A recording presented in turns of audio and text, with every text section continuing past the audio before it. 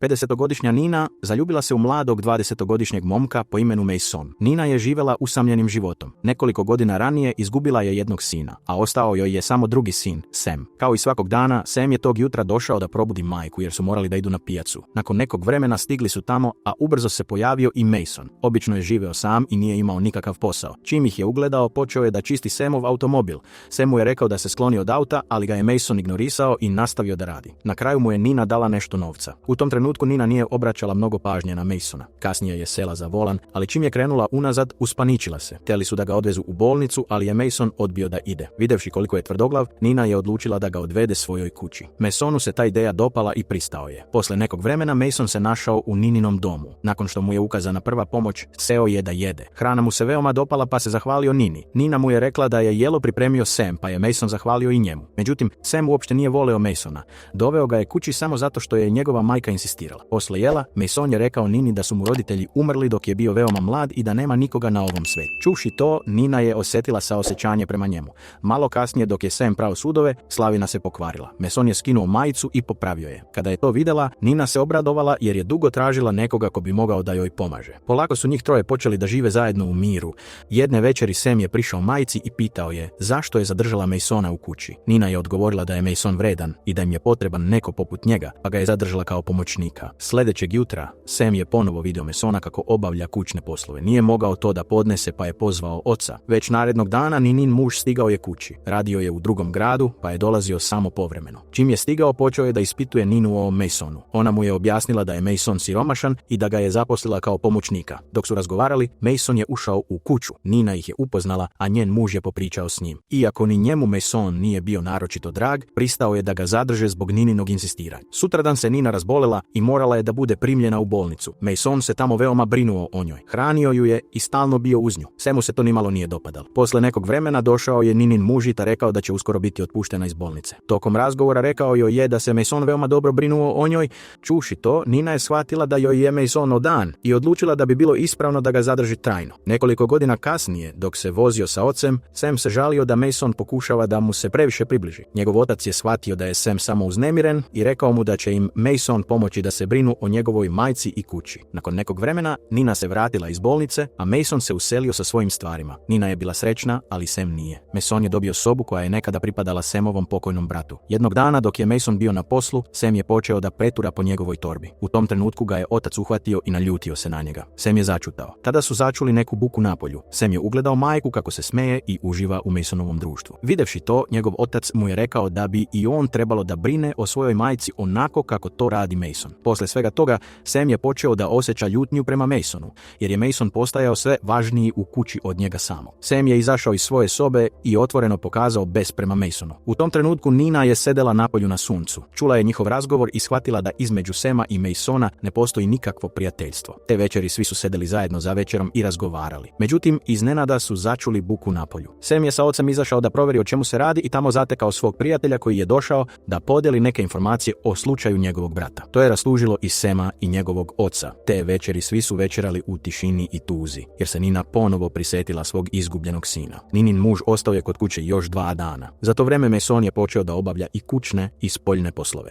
Kao da je u potpunosti preuzeo ulogu sluge. Što je više radio, to je Samov značaj u kući postajao manji. Sljedećeg dana, kada se Samov otac vratio u drugi grad, Nina je pokušala da objasni Samu da bi trebalo lepo da se ponaša prema Masonu, jer je Mason baš kao i on. Pošto je Nina nastavila da insistira, Mason je nastavio da živi s njima. Njegove povrede su zarasle, ali je Nina sada počela da ga tretira kao svog preminulog sina. Samu se nimalo nije dopadalo što Mason ostaje u njihovoj kući. Gledajući koliko pažnje Nina posvećuje Masonu, postajao je ljubomoran. Ipak, negde duboko u sebi želeo je da sazna više o njemu. Te večeri seo je za računar i počeo da prikuplja informacije o Masonu. Ono što je pronašao veoma ga je uznemirilo. Malo kasnije Sam je otišao do bazena i tamo ugledao svoju majku dok je Mason spavao u blizini. Probudio ga je i rekao: "Pođi sa mnom, želim nešto da ti pokažem." U stvarnosti, bila je to zamka. Odveo je Masona do jedne kuće i poslao ga unutra kako bi ga naučio pameti. Kasnije, kada se Sam vratio kući, osjećao je veliku grižu savesti. Sljedećeg jutra, čim se probudio, začuo je neke zvuke u kući. Dolazili su iz jedne sobe. Kada je otišao da proveri, ostao je šokiran. Unutra je njegova majka negovala Masonove povrede. Nina je upitala Masona kako se to dogodilo, ali je on izmislio izgovor i rekao da se potukao. Nije spomenuo Samovo ime. Kasnije, kada je Mason ušao u svoju sobu i ugledao Sama, nije rekao rekao ni reći. Sutradan su njih troje otišli u tržni centar.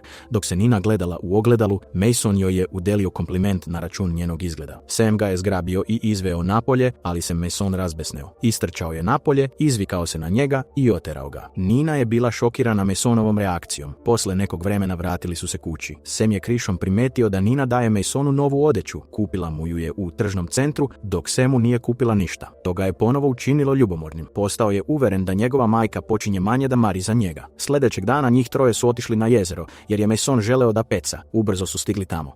Nina je upitala Masona da li je ranije dolazio na to mesto, a on je odgovorio da je bio mnogo puta. Sam nije voleo pecanje, ali kada je Nina sela u čamac sa Masonom, pridružio im se. Bio je to njegov prvi put u čamcu, pa je bio pomalo uplašen. U međuvremenu, Mason je upitao Ninu da li je ikada veslala. Rekla je da nije, pa ju je posadio pored sebe i počeo da je uči kako da vesla. Sve se to odvijalo pred Samovim očima. Posmatrajući ih zajedno, goreo je od ljubomore. Više nije mogao da podnese da gleda svoju majku u takvoj situaciji. Njegovo strpljenje konačno je puklo. Bes koji se danima gomilao iznenada je eksplodirao. Zakoračio je napred i povikao: "Drži se dalje od moje majke!" Nina je potrčala prema njima, šokirana i besna. Kada je vidjela Sama u takvom stanju, obuzeo ju je gnev. Nije mogla da kontroliše emocije i oštro ga je izgrdila. Atmosfera izleta bila je potpuno uništena. Bez mnogo reći, svo troje su napustili to mesto i krenuli kući, gdje su stigli neposredno pre noći. Nina mu je na kraju oprostila, ali je tišina među njima i dalje bila teška. Kasnije te noći, Mason je tiho krenuo prema Nininoj sobi, nadajući se da će biti blizu nje. Međutim, čim je stigao do vrata, Sam se iznenada pojavio ispred njega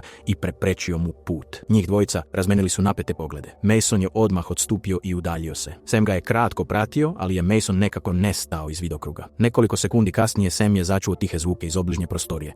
Njegova radoznalost pretvorila se u sumnju. Polako je krenuo prema izvoru zvuka, ali čim se približio, sve je utihnulo. Proverio je i Nininu sobu, ali je bila prazna. Sada su njegove sumnje postale mnogo jače. Nešto više nije delovalo kako treba. Sljedećeg jutra situacija je postala još čudnija kada se policija pojavila pred njihovom kućom zbog istrage. Postavili su nekoliko pitanja i pregledali okolinu pre nego što su otišli. Čim su otišli, Sam je suočio Ninu s pitanjem zašto su dolazili. Međutim, ona je izbegla jasan odgovor i sve opravdala nekakvim izgovorom. Kasnije su Nina i Mason sedeli zajedno i opušteno razgovarali, dok ih je Sam krišom prisluškivao iz daljine. Kada se razgovor završio, Sam je bio siguran da se između njih nešto dešava. Rešen da pronađe dokaz, doneo je odluku. Sljedećeg jutra, dok se Mason tuširao, Sam je tiho uzeo njegov telefon i pokušao da se iskrade. Međutim, Mason je čuo njegove korake i odmah izašao iz kupatila, besno zahtevajući da mu vrati telefon. Nina je bila zbunjena i nije imala pojma šta se događa. Masonovo ponašanje postalo je grubo i agresivno, zbog čega je Sam bio primoran da mu vrati telefon. Ali tada je ugledao tetovažu na Masonovom telu. Kada je pažljivije pogledao, shvatio je da je na njoj ispisano drugo ime, njegovo pravo ime. Sam se ukočio od šoka. Sljedećeg jutra odmah je otišao u policiju i rekao im ime koje je video. Policajci su odmah prepoznali to ime i otkrili istinu. Mason je bio kriminalac za kojim su tragali godinama. Imao je ustaljen obrazac. Ciljao je starije žene, sticao njihovo poverenje, useljavao se u njihove domove, a zatim ih pljačkao i nestajao bez traga. Kada je to čuo, Sam je shvatio da su se svi njegovi strahovi potvrdili. Rekao je policiji da Mason trenutno živi u njegovoj kući i da je možda u vezi sa njegovom majkom. Policajci su mu rekli da ga pažljivo prati, jer još uvijek nisu imali čvrste dokaze. Zamolili su ga da ih odmah obavesti čim pronađe bilo kakav dokaz.